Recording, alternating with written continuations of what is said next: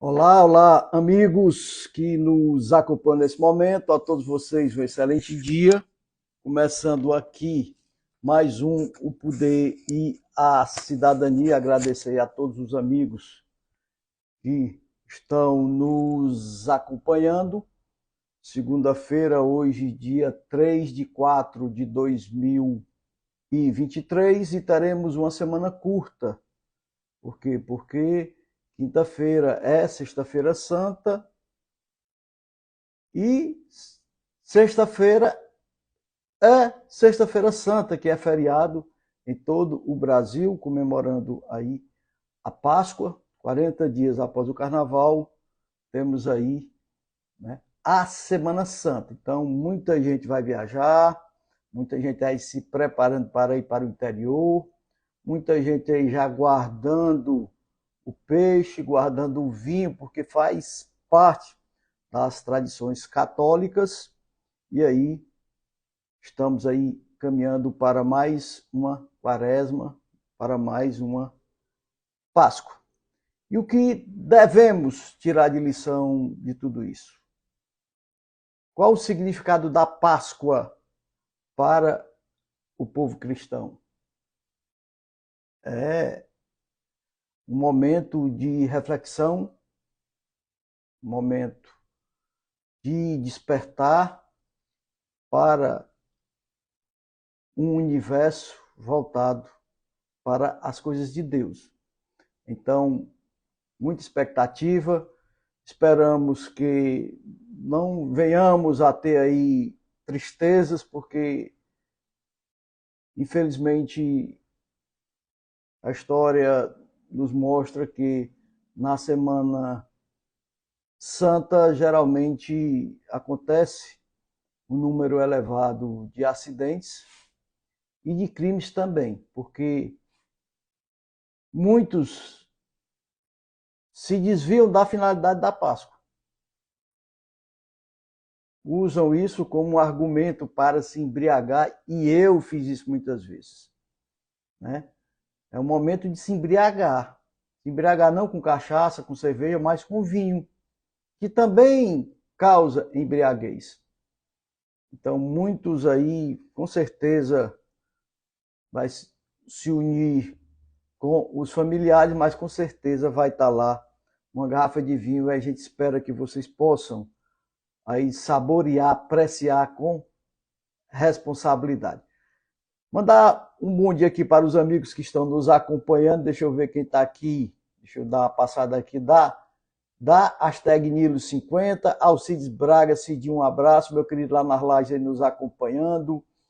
Nena Marques também conectada aqui com a gente. Bom dia, uma excelente segunda-feira, um bom começo de semana. Jaqueline Marques também conectada. Bom dia, Jaqueline, obrigado. Roseni Silva também aqui com a gente. Bom dia, Roseni. Anderson, hashtag N1. Então, a todos vocês um excelente dia.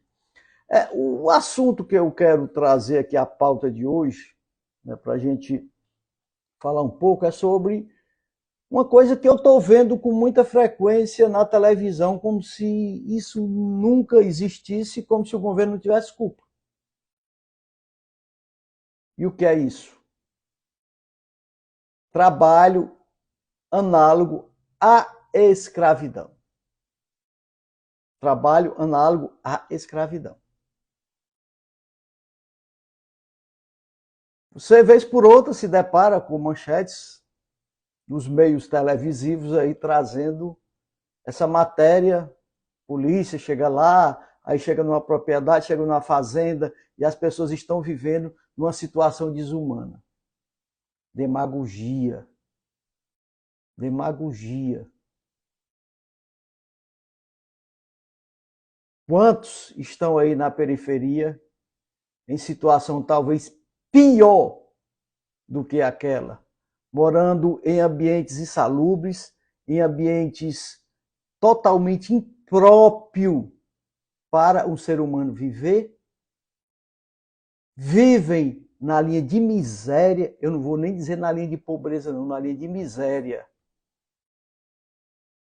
onde essas pessoas ocupam espaços e o governo não toma as devidas providências, não procura saber como é que essas pessoas estão. Se eles quiserem sobreviver, que vão correr atrás aí das Secretarias de Assistência Social para tentar ver se recebem algum tipo de benefício.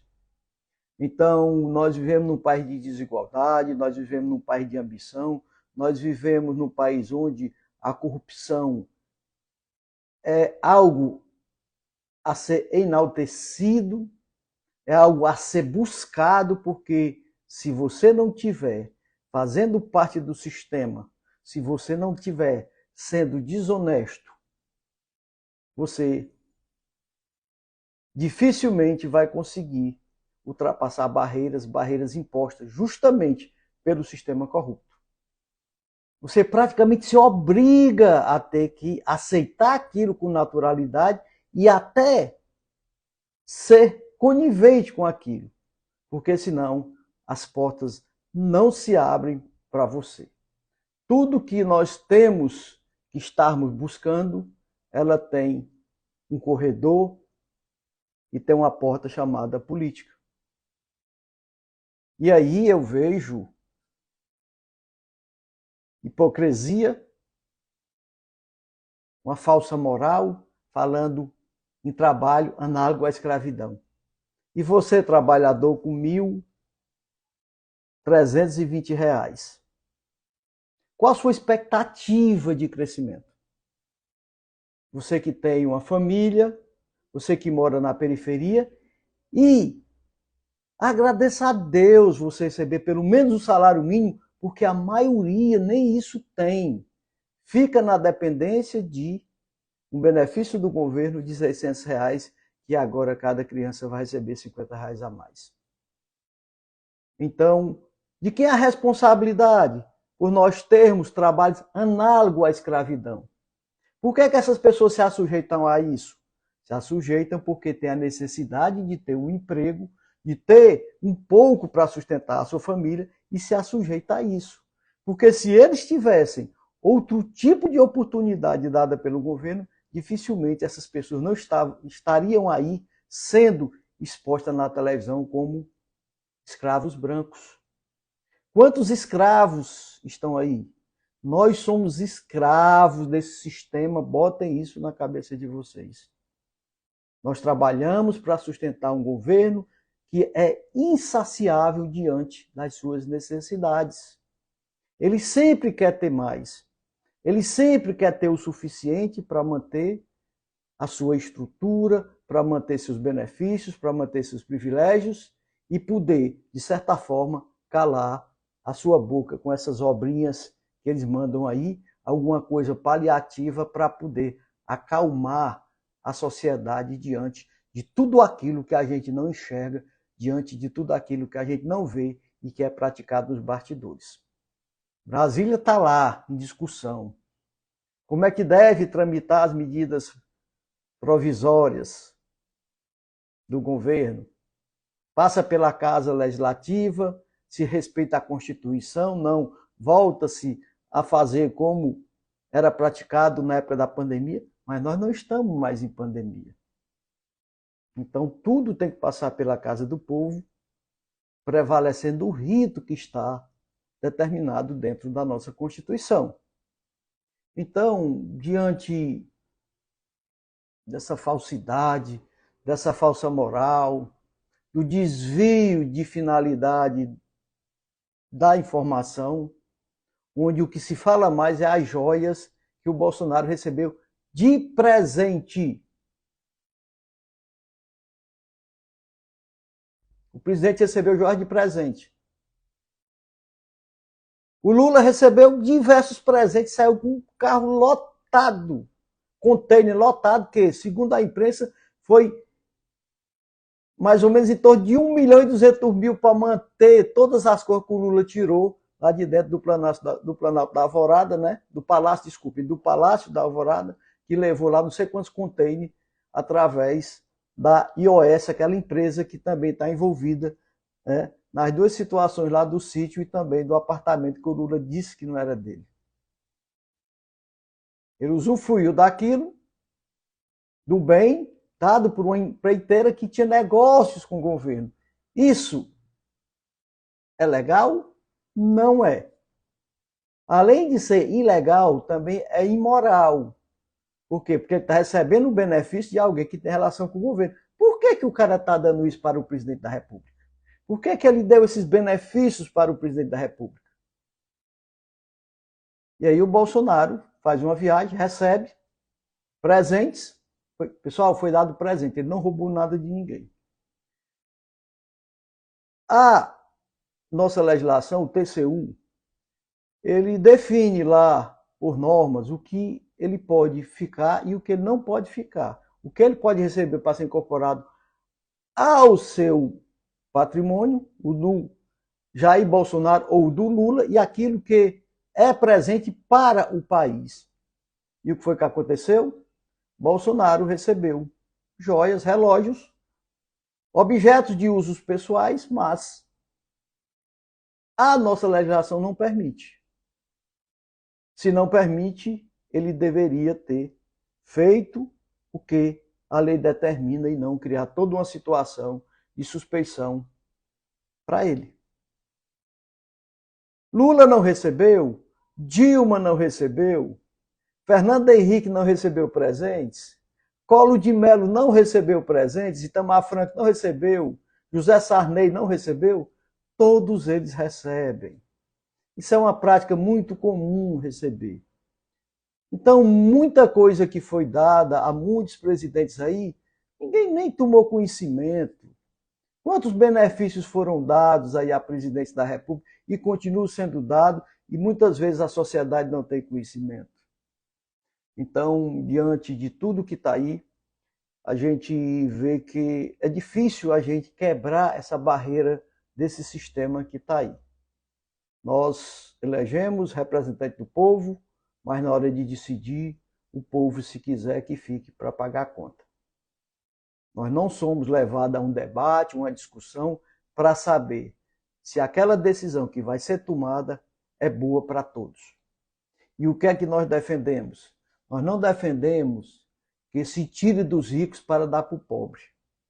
Nós defendemos que se dê oportunidades iguais para aquele que nasce na periferia, da mesma forma como é dado para o filho de um político importante.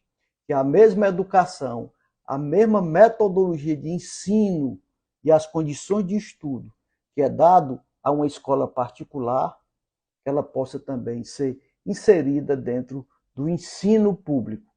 Aí eu estarei dando oportunidades.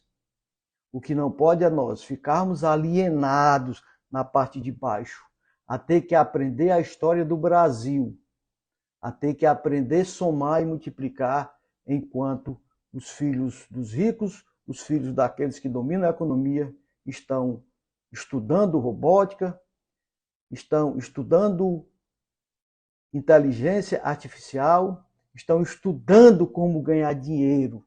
E aí nós acabamos aqui vivendo numa situação análoga à escravidão. Quantos estão aí desempregados, que precisam de ganhar alguma coisa para poder levar alguma coisa para casa, de fazer um biscate, de fazer um bico, de trabalhar de auxiliar de pedreiro, de capinar ali para ganhar 20, 30 reais. Essas pessoas não vivem numa situação análoga à escravidão, e de quem é a responsabilidade? Porque essas pessoas, de certa forma, o ambiente não era propício, mas essas pessoas estavam tendo uma oportunidade de ganhar alguma coisa. Se eles estavam ali, eles se assujeitaram porque foram levados a se assujeitar.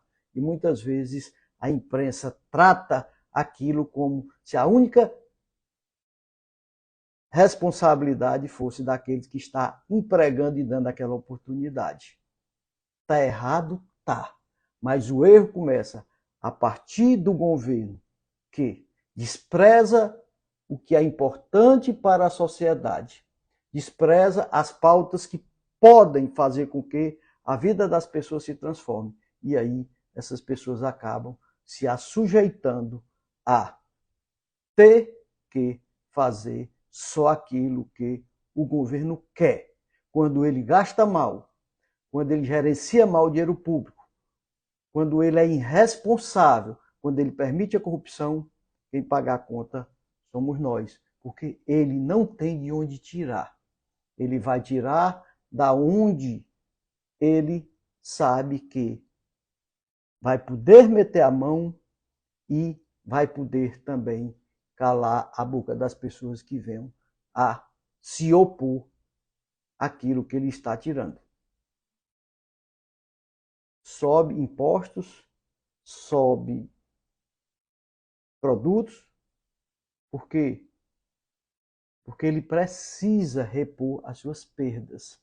E nós, quando é que nós podemos decidir de repor as nossas receitas?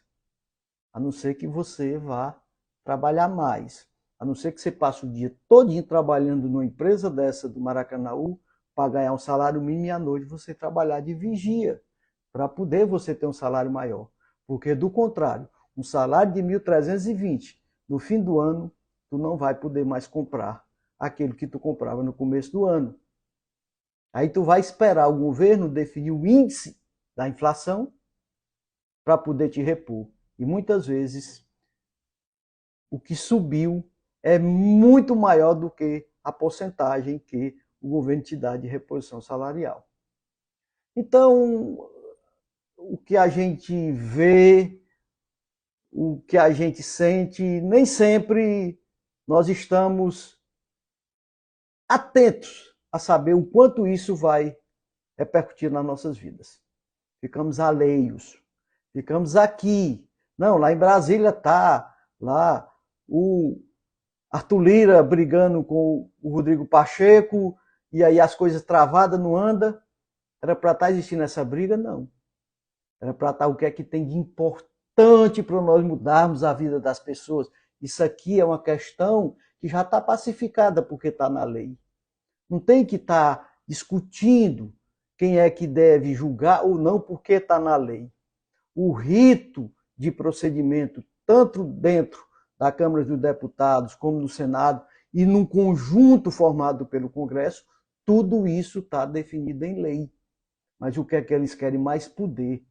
Eles querem poder indicar quem será o relator de determinada matéria, porque a partir do momento que ele tem o poder de dizer como é que tem que ser, ele tem também o poder de barganhar e dizer: eu dou esse parecer, mas esse parecer só será dado desta forma se nós tivermos algum tipo de benefício. E é assim que funciona o sistema lá em Brasília. É o toma lá da cá. Ninguém dá nada de graça, mas eu queria muito que essa troca fosse em benefício da sociedade e não em benefício dos interesses políticos partidários. Vou dar uma passada nos amigos e nós vamos encerrar um pouquinho mais cedo, tá bom, pessoal? Porque nós temos algumas obrigações bem antes aí das 8 horas e a gente não poderia perder a oportunidade de estar aqui com todos vocês e poder levar a nossa mensagem aí de otimismo, né? E de mostrar como é que as coisas funcionam. Você vive numa situação análoga à escravidão. Você é escrava do sistema, ou escravo do sistema. Você só faz o que o governo quer. Você trabalha para sustentar o governo que é insaciável. Estamos aí com a dívida de não sei quantos bilhões.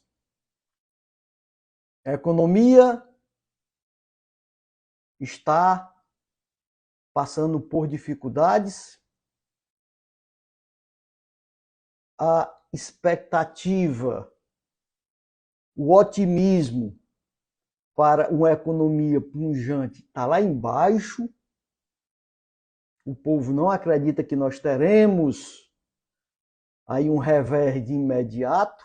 Isso por quê? Porque no passado, independente de correntes políticas, ideológicas, nós tivemos pessoas irresponsáveis, descompromissadas com o bem-estar coletivo, onde não se buscou proporcionar as mesmas oportunidades a todos os brasileiros e nós estamos aqui pagando a conta.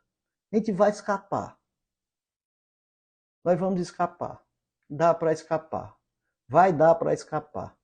Mas não é aquilo que nós deveríamos ter para vivermos bem. Um país onde o desequilíbrio, onde a irresponsabilidade, a incompetência, a malversação do dinheiro público acaba gerando essa desigualdade toda, onde uns vivem melhor, uns vivem mais ou menos e outros vivem lascados. E a maioria vive lascados. A maioria não consegue honrar seus compromissos. Muitos do brasileiro vivem na linha de miséria, sobrevivendo com o que eles dizem que aí é considerado a pessoa na linha da pobreza, quem recebe um quarto do salário mínimo, que dá em torno de 480 e poucos reais. 480 e poucos reais. Quantos desempregados nós temos? Subiu o número de desempregados. 9 e tantos por cento. Isso dá o quê? Se fosse 10%, nós temos 230 milhões, vamos tirar crianças, vamos botar aí 200 milhões de brasileiros, 10% de 200 milhões dá 20 milhões de pessoas desempregadas, fora aqueles que vivem na linha da miséria, vivem na linha da pobreza, porque a gente sabe que as pessoas que recebem o Bolsa Família giram em torno aí de 22 milhões, 23 milhões de pessoas. É fácil? Não é. De quem é a culpa do estado de miséria, de quem é a culpa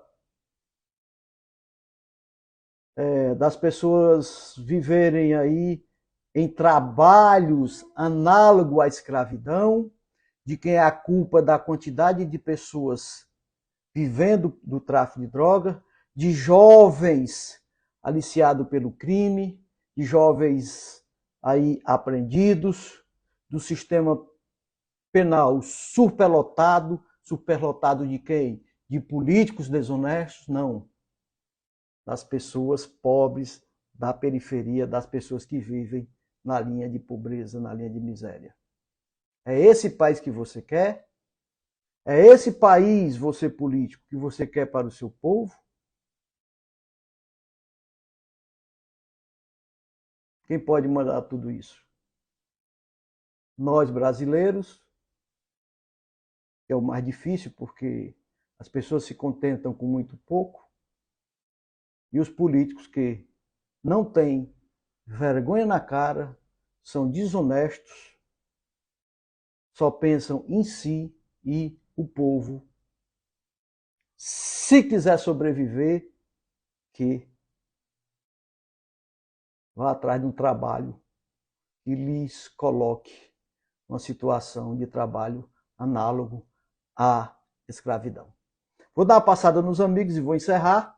Agradecer a participação de todos e amanhã, se Deus nos permitir, nós estaremos retornando aí com mais um programa O Poder e a Cidadania. Informação, conscientização política e defesa da nossa cidadania, defesa dos nossos direitos. E agradecer a todos vocês aí que nós conseguimos ultrapassar a barreira dos 4.000 seguidores no Instagram. E agradecer a vocês, são vocês que nos dão essa condição e nós vamos continuar com o nosso trabalho. Tá bom? Vamos aqui dar uma passada nas pessoas. Silva Antônio, Juscelino CD Exclusividade. Juscelino, obrigado, meu querido. Tá bom? Você me deu uma ajuda bastante aí para a Interativa Metro, me deu um material que eu estava precisando. Valeu, meu querido, estamos aqui à disposição. Muito obrigado. Precisou, pessoal, de música aí para o seu evento, para a sua festinha, procura lá o Juscelino. O Juscelino está aqui. Você diz as músicas que você quer, o Juscelino providencia para você. Tá bom? Um abraço aí para o Juscelino. Obrigado, meu querido. Sucesso aí na sua luta. Também está aqui com a gente Silva Antônio, cunhada, Regina Soares, Carla Pereira, Ari Filho Bezerra, também conectada aqui com a gente, e a Kelly Heitor.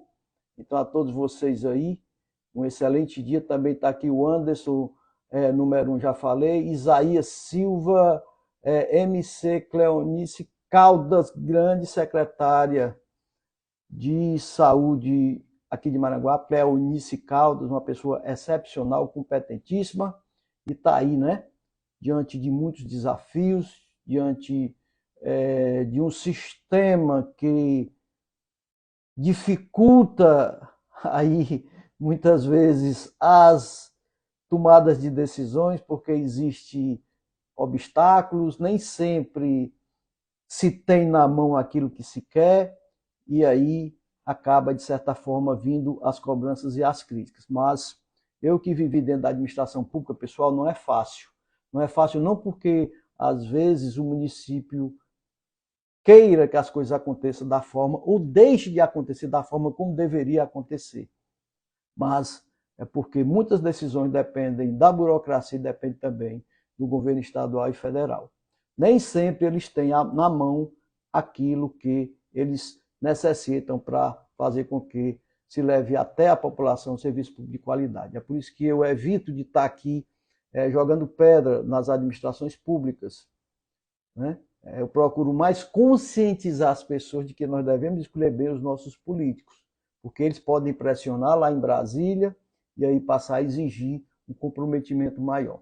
Então, de certa forma, nós também somos responsáveis aqui na parte de baixo, mas é porque o sistema ele só funciona se estiver em ressonância, se estiver em acordo com os interesses, tanto a nível estadual como a nível federal, e o povo acaba, de certa forma, pagando a conta porque não tem à sua disposição aquilo que é necessário para resolver seus problemas. De certa forma, a gente ver como positiva aí a gestão na área da saúde aqui de Maranguape, diante de todas as dificuldades. O sistema, de certa forma, ele colabora para que as coisas tenham dificuldades e as pastas acabam também dependendo da prefeitura, dependendo do sistema da prefeitura de funcionar, e nem sempre consegue atender a contento aquilo que a população espera. Então, a todos vocês um excelente dia. Encerramos aqui mais o Poder e a Cidadania. Eles lá, comendo às nossas custas, com a fome insaciável, e nós aqui, passando fome para sustentar um bocado de filho de uma égua. Um excelente dia a todos.